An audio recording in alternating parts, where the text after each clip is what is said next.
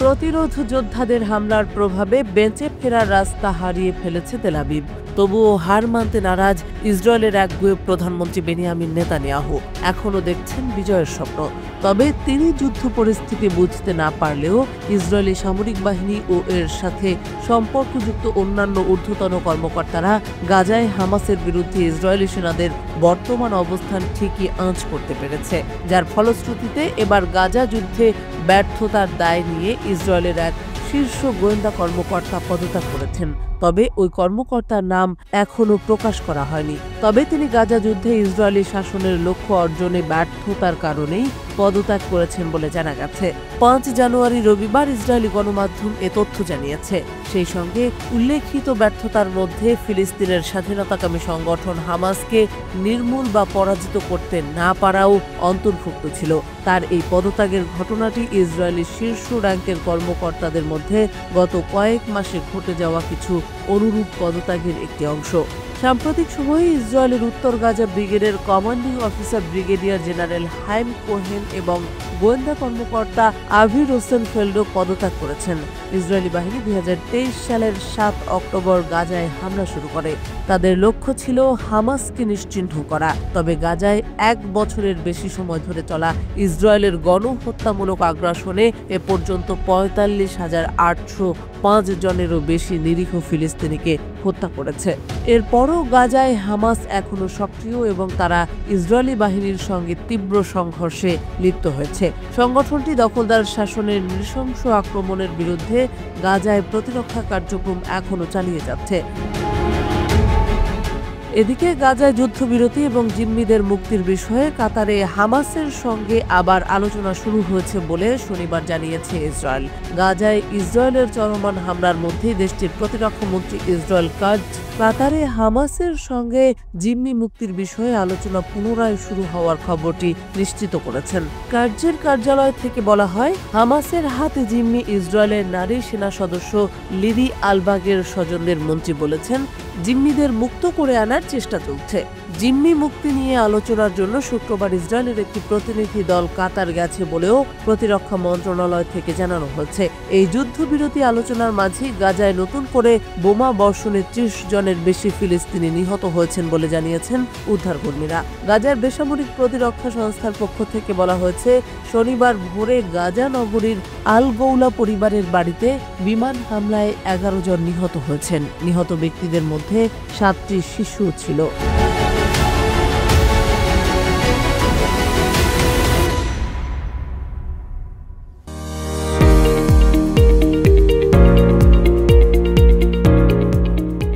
পরিষ্কার পরিচ্ছন্নতা ঈমানের অঙ্গ। ছোটবেলা থেকেই কম বেশি সকলেই পরিচ্ছন্ন ও পরিপাটি থাকার শিক্ষা গ্রহণের সময় থেকে এই বাক্যটি শুনে আসছি।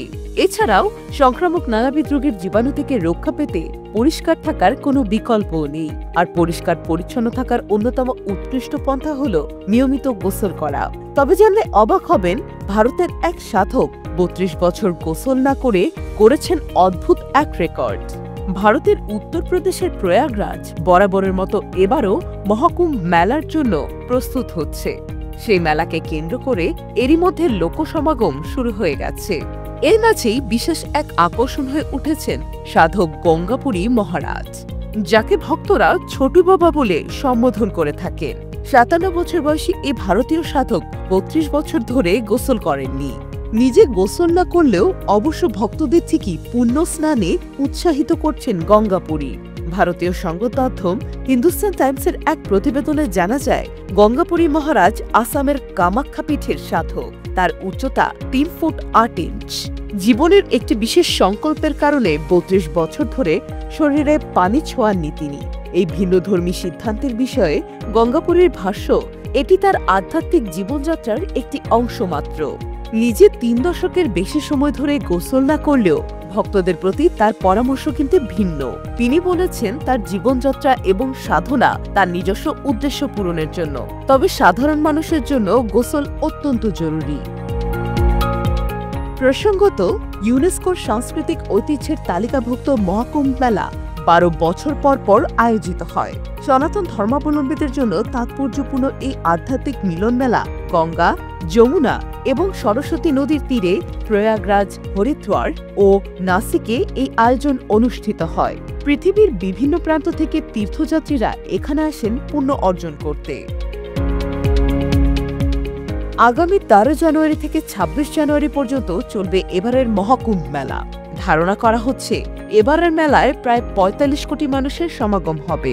বিশাল এই সংখ্যক মানুষের জন্য 200 বিলাসবহুল কটেজ সহ হাজার হাজার তাঁবু তৈরি করা হয়েছে। এছাড়াও মহাকুম্ভ মেলা চলাকালীন বিভিন্ন আধ্যাত্মিক সাধক গুরুরা তাদের ভক্তদের জন্য বিশেষ পুণ্য স্নান ও ধর্মীয় উপদেশ প্রদান করবেন।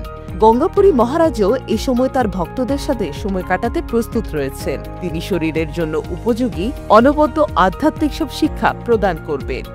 গঙ্গাপুরী মহারাজের এই বিচিত্র সাধনা এবং তার জীবনযাত্রা এবার মহাকুম্ভ মেলায় আসা তীর্থযাত্রীদের কাছে একটি বিশেষ আলোচনার বিষয় হয়ে উঠেছে।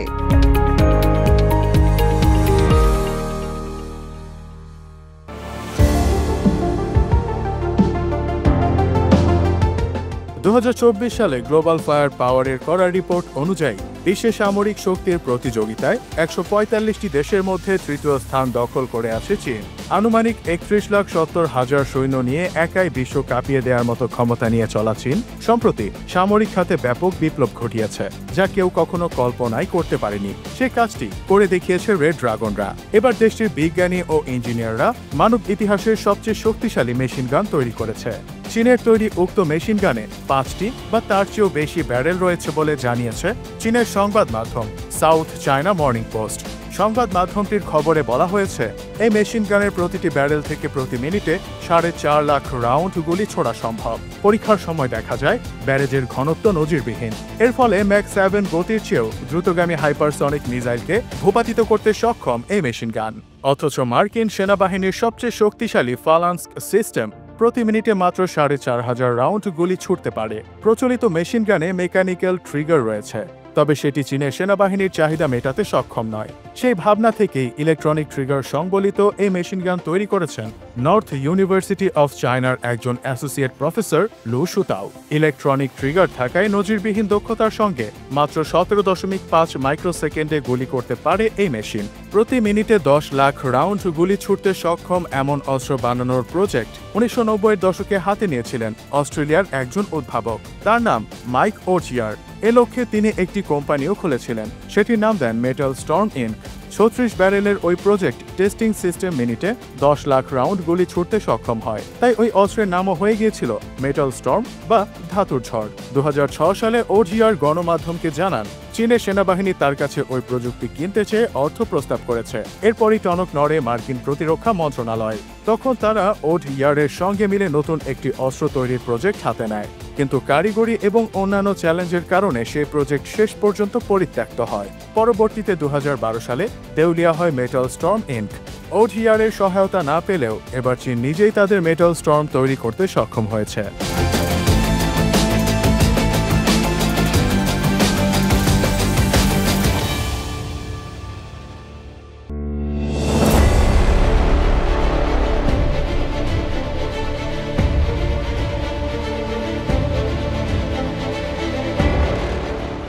গত বছর সেপ্টেম্বর মাসে বৈরুতের দক্ষিণাঞ্চলে ইসরায়েলি বিমান হামলায় হাসান নাসরুল্লাহ নিহত হওয়ার পর দীর্ঘদিন গোষ্ঠীটির কোনো শীর্ষ নেতা ছিলেন না। এরপর অবশেষে লেবাননের সশস্ত্র এই গোষ্ঠীটির নতুন প্রধান হিসেবে দায়িত্ব গ্রহণ করেন শেখ নাইম কাসেম। তার বজ্রকণ্ঠ ও বাচনভঙ্গি অচিরেই যেন হাসান নাসরুল্লাহর অভাবকে পূরণ করেছে। লেবাননের ইসলামী প্রতিরোধ আন্দোলন হিজবুল্লাহর মহাসচিব শেখ নাইম কাসেম, সন্ত্রাসবাদ বিরোধী সংগ্রামের অগ্রনায়ক জেনারেল কাসেম সুলাইমানি এবং আবু মাহাদি আল মুহান্দিসের শাহাদাতের 5ম বার্ষিকী উপলক্ষে এক ভাষণে বলেছেন, প্রতিরোধ অব্যাহত থাকবে এবং যে কোনো প্রতিরোধের নেতৃত্বই ঠিক করে কখন কিভাবে প্রতিরোধ গড়ে তোলা হবে, প্রতিরোধের পদ্ধতি কেমন হবে এবং যেসব অস্ত্র রয়েছে সেগুলো কিভাবে ব্যবহার করা হবে। তিনি বলেছেন, কেউ কেউ বলছে প্রতিরোধ সংগ্রাম পিছু হটেছে, কিন্তু প্রতিরোধ একটি শক্তিশালী বিশ্বাস। এটি শক্তিশালী হচ্ছে এবং শিকড় আরও গভীরে প্রবেশ করছে। শেখ নাইম কাসেমের এমন বক্তব্য বিশ্ব মিডিয়ায় ব্যাপকভাবে প্রতিফলিত হয়েছে। এ প্রসঙ্গে রাই আল ইয়াউম পত্রিকা লিখেছে, নাইম কাসেমের বক্তৃতায় ইসরায়েল মর্মাহত। তার বক্তব্যে স্পষ্ট হিজবুল্লাহ পিছপা হবে না। নাইম বিন মোহাম্মদ নাইম কাসেম 1953 সালের ফেব্রুয়ারিতে লেবাননের দক্ষিণে নাবাতিয়া প্রদেশের কাফার খিলা শহরে জন্মগ্রহণ করেন। তিনি বিবাহিত এবং 6 সন্তানের জনক। কিশোর বয়স থেকে ইসলাম ধর্মের প্রতি ব্যাপক আগ্রহ ছিল। নিয়মিত ইসলামিক বই পড়তেন তিনি। তার বয়স যখন 18 বছর, তখন তিনি অন্যদের জন্য ধর্মীয় ক্লাসের আয়োজন করেন এবং মসজিদে প্রতি সপ্তাহে শিশু ও কিশোরদেরকে ধর্মীয় বিষয়ে শিক্ষা দিতেন। কেবল ইসলামিক জ্ঞান ও শিক্ষার প্রতি শেখ নাইম কাসেমের আগ্রহ ছিল এমনটি নয়, রসায়ন শাস্ত্রের প্রতিও তিনি আগ্রহী ছিলেন। নাইম কাসেম লেবানিজ ইউনিভার্সিটি থেকে ফরাসি ভাষায় রসায়নে স্নাতক ডিগ্রি লাভ করেন এবং 1977 সালে তিনি এই বিশ্ববিদ্যালয় থেকে রসায়নে স্নাতকোত্তর ডিগ্রি অর্জন করেন। তারপর তিনি শিক্ষকতা শুরু করেন এবং 6 বছর সরকারি মাধ্যমিক স্কুলে শিক্ষক হিসেবে কাজ করেন। বিশ্ববিদ্যালয়ের পড়াশোনার পাশাপাশি নাইম কাসেম লেবাননের ধর্মীয় শিক্ষা কেন্দ্রেও ধর্মতত্ত্ব নিয়ে পড়াশোনা করেন।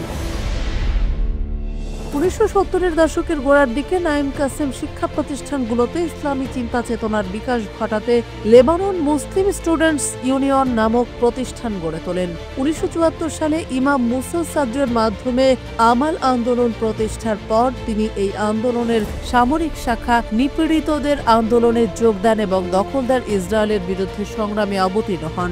1982 সালে ইসলামী কমিটিগুলোর বৈঠকের পর লেবাননে হিজবুল্লাহ প্রতিষ্ঠিত হয় এবং যারা এটি প্রতিষ্ঠায় সবচেয়ে বেশি ভূমিকা পালন করেন তাদের একজন হলেন নাইম কাসেম। নাইম কাসেম 1991 সালে হিজবুল্লাহ ডেপুটি সেক্রেটারি জেনারেলের পদে নির্বাচিত হন এবং সৈয়দ হাসান নাসরুল্লাহর শাহাদাতের আগ পর্যন্ত এই পদে অধিষ্ঠিত ছিলেন। শেখ নাইম কাসেম আমাল আন্দোলন ও হিজবুল্লাহ এই দুই সংগঠনের সঙ্গে কাজ করার অভিজ্ঞতা সম্পন্ন ব্যক্তিত্ব। তিনি লেবাননের আমাল আন্দোলন এবং হিজবুল্লাহ এই দুই সংগঠন প্রতিষ্ঠায় গুরুত্বপূর্ণ ভূমিকা পালনকারী ব্যক্তিদের একজন। সাংগঠনিক দিক থেকে বিবেচনা করলে এটি একটি গুরুত্বপূর্ণ বৈশিষ্ট্য।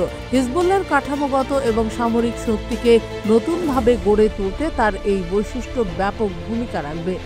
লেবাননের অন্যান্য রাজনৈতিক দলের সাথে হিজবুল্লাহর সম্পর্ক উন্নয়নেও নাইম কাসেম গুরুত্বপূর্ণ ভূমিকা পালন করেছিলেন।